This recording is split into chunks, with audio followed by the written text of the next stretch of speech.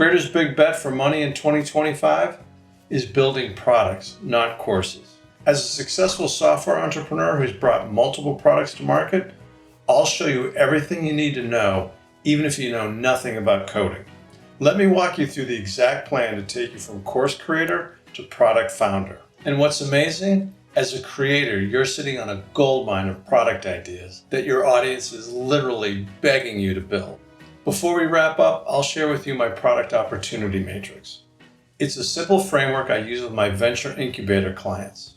It takes you through the process of identifying six-figure product opportunities hidden in plain sight. This is video 2 in a series.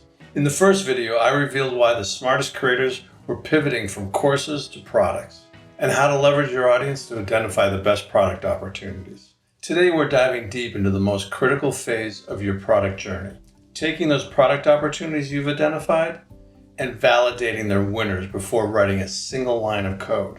Or in your case, since you're not writing any code, before you prompt your AI coding assistant to write any code. Because when you nail this part, everything else becomes dramatically easier. Okay, so you've used the daily friction method and some other techniques I outlined in the first video to identify some high-value problems. In this next phase, I'll show you how you validate your top problems further to identify the one with perfect product audience fit. These are the ones that will make you the most money. There are 4 criteria that make a problem perfect for productization. There's a recurring need. People encounter this problem regularly, not just once. There's a clear outcome. You can easily explain what success looks like. There's tangible value. Users can measure the difference your solution makes. And finally, there's a willingness to pay. People already spend money to solve this problem. The best product ideas sit at the intersection of these 4 criteria. When you find one that checks all these boxes, you've struck gold.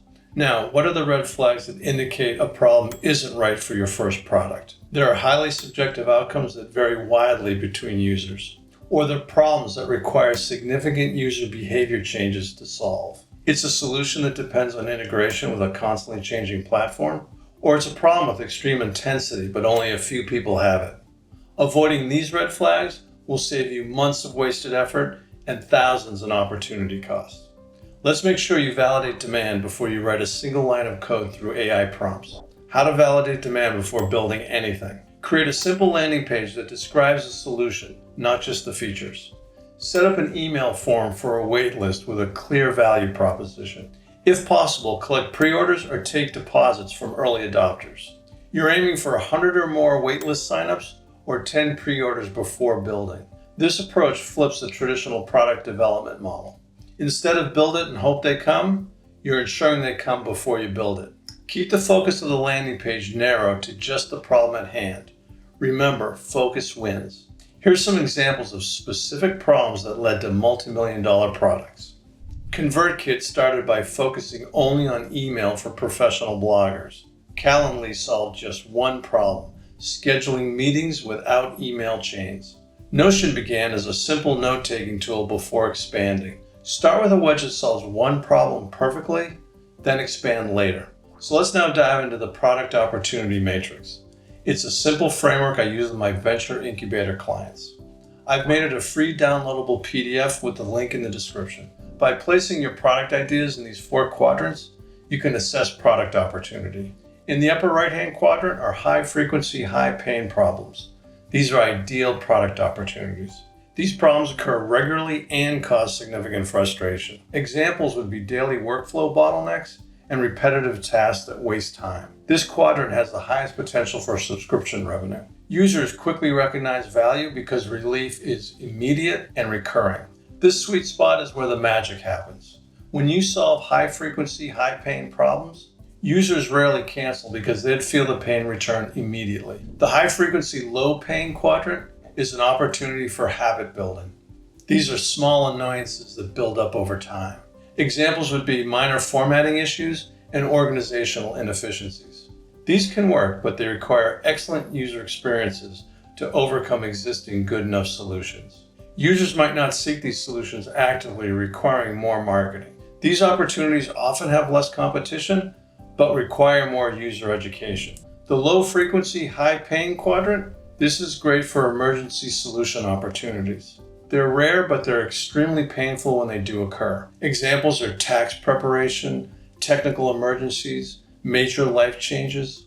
These are better suited to one-time purchases than subscriptions. There's a higher willingness to pay, but a smaller recurring revenue potential.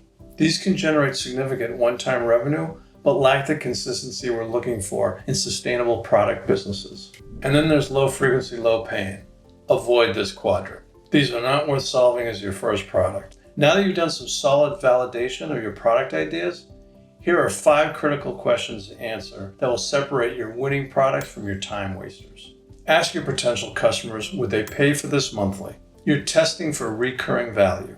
Next, ask, can this mostly be built with AI? You're assessing the technical feasibility for your product. The goal is to minimize, if not eliminate, any custom development. Next, ask, is this solving a problem they have today? It's a different angle than the frequency question, but gets at urgency. Urgency is directly tied to conversion rates. The more pressing the problem, the easier your marketing becomes. Next, does my audience already use alternatives? This is a market validation question. If they do, you want to follow up with what complaints do they have about the alternative. Existing alternatives proves willingness to pay and market demand. Don't fear competition, celebrate it.